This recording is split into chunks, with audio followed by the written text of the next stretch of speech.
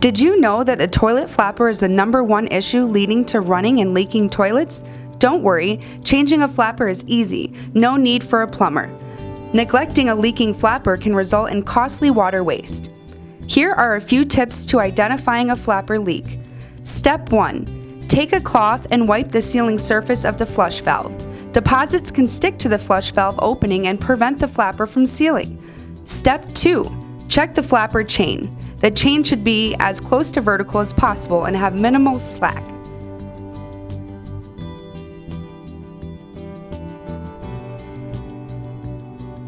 Step 3. Place a couple drops of food coloring in your toilet tank. Wait 15 minutes and check your toilet bowl.